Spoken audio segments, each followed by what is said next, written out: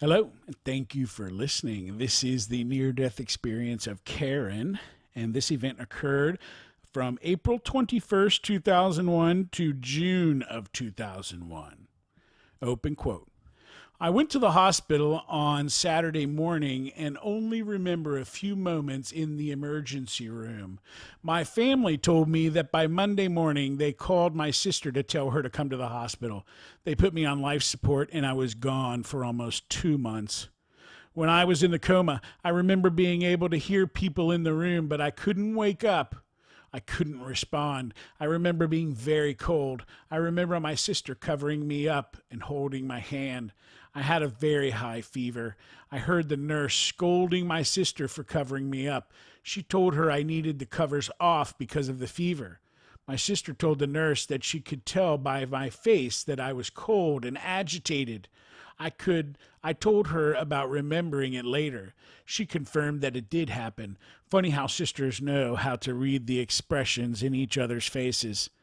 I remember hearing my brother's voice in the room. He had flown in from out of state. I knew when I heard his voice that I must be in serious shape. I remember feeling so lonely and helpless.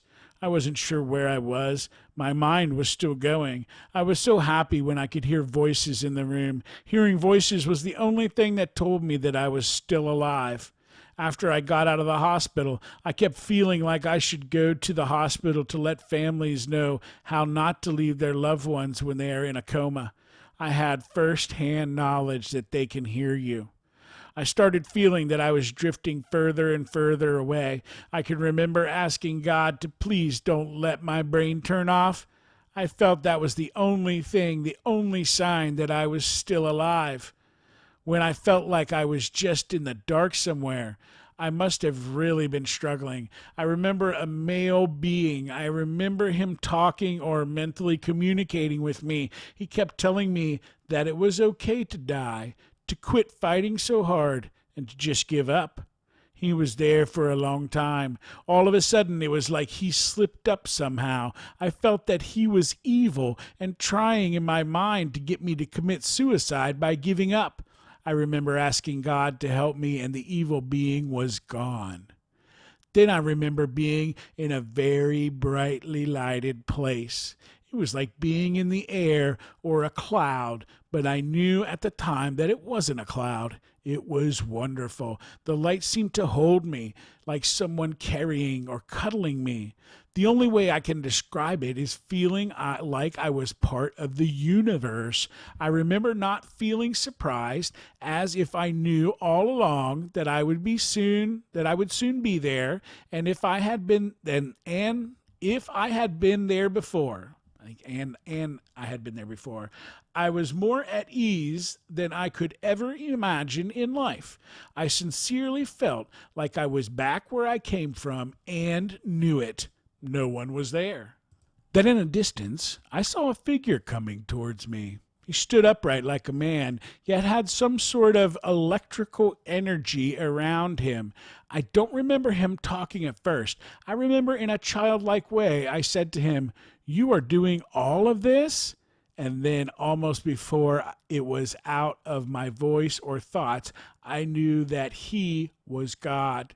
I felt that I had been so irreverent and didn't know what to do.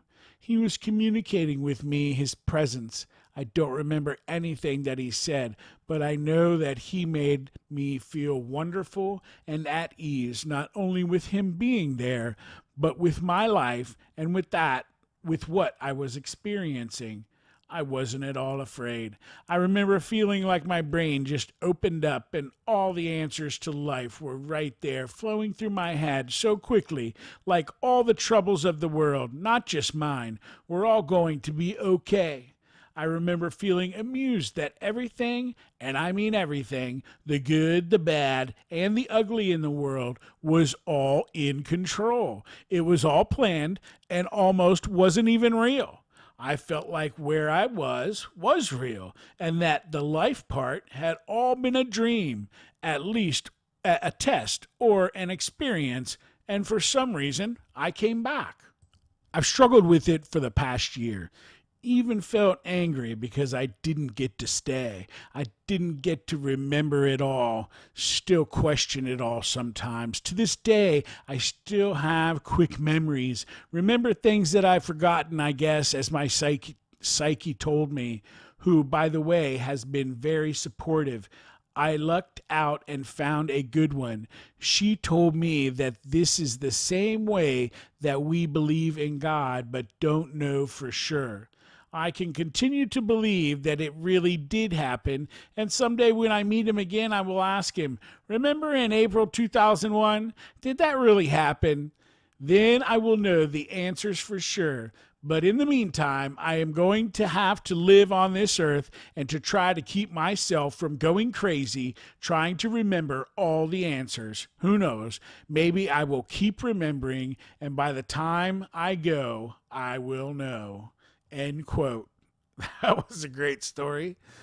Oh, there are some questions here. Did you encounter? Did you feel separated from your body? Yes, I remember looking down on the nurses and doctors working on me. I remember feeling sorry for the nurses because the doctor was frantic and yelling at her. I felt sorry for the doctor because he was trying so hard to keep me alive.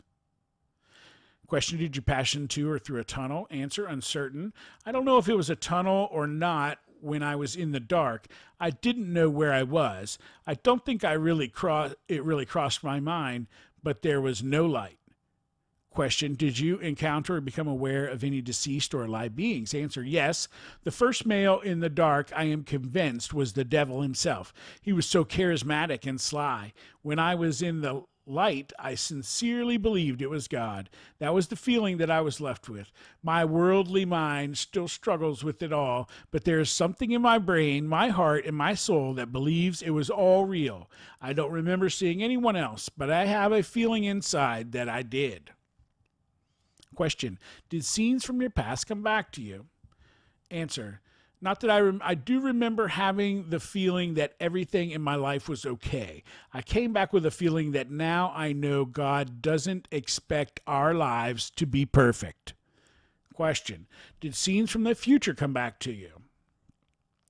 Um, Scenes from the world's future, I came back with the sense that everything on earth is just a passing thing. We've experienced horrible wars and many bad things happen in our world, but we should just keep on going because even with all the heartache and horrors, they will pass, and someday we will look back on this life like it were a dream, that none of it really happened. I'm not saying that we all can't make our own individual lives to the best that they can be and to do as much as we can do to make life better for as many lives as we can touch while we are here, but don't take it all so serious every day. The best is really yet to come. Question: what was your religion prior to your experience? Answer: liberal. I was raised a Catholic, have not really practiced the religion, but it doesn't completely leave you. The last few years, I have been questioning to myself if when we die, do we really go somewhere else or do we just die? I always believed in God, but never believed in Satan. I always believed that people did bad things because of their own weakness. I believe Satan does exist now. Question: what is your religion now? Answer: liberal. I am not confused, but since the experience, I believe that God the Almighty really does exist. I believe that He is as much a part of the universe as the air and light. He is a part of all nature. I believe that Satan does exist to play on our weaknesses. I don't really know if I will fit into any religious group now. Question: was the experience difficult to express in words? Answer: yes. I have never remembered many of my dreams, but when I have one, I know it was a dream as soon as I wake up. I've taken medications before that gave me some real strange dreams and knew they were dreams. The dreams would leave me. The first words that I said to my doctor when I woke up was that I had been arguing with the devil. The doctor later asked me what I meant. I was afraid to tell him. I thought he would think I was brain damaged and not let me go home. For the past year, I kept remembering the experience every day like it was haunting me, no matter how hard I tried to push it out of my mind. Dreams don't do that. The experience left a feeling in my heart and soul that stays with me. I know that somewhere in my mind is a lot of knowledge that was put there when I was with God. I remember my mind feeling so clear, smart, knowing all, at ease with life and existence, like I was able to use all of my brain at once, just for a very brief taste. He may have taken it away, but I constantly feel there is something there that I have forgotten, and I want it back so desperately. I know I am rambling again. The experience left me knowing that our minds and souls are a part of the universe. I just thought of something. I wonder if when you are dying and you let go of life and all you have of your body that is left is your brain and it empties out of all the worldly thoughts, maybe the brain changes. Question: do you have any psychic, non-ordinary, or other special gifts after your experience that you did not have before the experience? Answer: uncertain. When I came home from the hospital, every time I went to turn the light switches and lamps on or off, I would blow the light bulbs. It got so bad my daughter wouldn't let me touch the ones in her room. It went on for several months. I kept thinking it was something wrong with the power, or maybe the way I was walking. I read somewhere recently that someone else had the same problem after his or her NDE. This made me wonder if there was something to it. My daughter didn't blow the lights. It doesn't happen anymore. Question: are there several parts of your experience that are especially meaningful or significant to you? Answer: the experience of the afterlife and the knowledge that it really exists. The worst was the Satan really exists. I never believed in the dirty rat before. Question: have you ever shared this experience with others? Answer: yes. The psyches, probably psychics maybe, are convinced that I really did experience a wonderful phenomenon. They are trying to help me keep a balance in dealing with it and holding on to it, yet not letting it drive me nuts. I told my sister, thinking that she would think I was nuts or tell me that it was the drugs. She said that she could tell when I came home from the hospital that something had happened to me. Question: at any time in your life, has anything ever reproduced any part of the experience? Answer: no. I guess you would call it post-traumatic stress, or that is what the doctors call it. I think all it is the memories coming back one by one, not usually when I am trying to remember, but at times when I am not expecting one to just slip to the surface. Question: is there anything else you'd like to add about your experience? Answer: as you can probably tell by now, I feel like I have so much inside me that I could never tell it all. I don't even know how to put it all to words. It does feel great to be able to let so much out.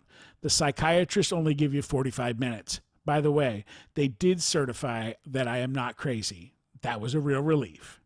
Question: are there any other questions that we could ask to help you communicate your experience? Answer: just keep doing it. People who have been through NDEs need to talk and need to hear other people's accounts of what they experienced. And if it will give the science and religious sectors some insight on the experience, that would be wonderful. I think we would all like to know what happened to us.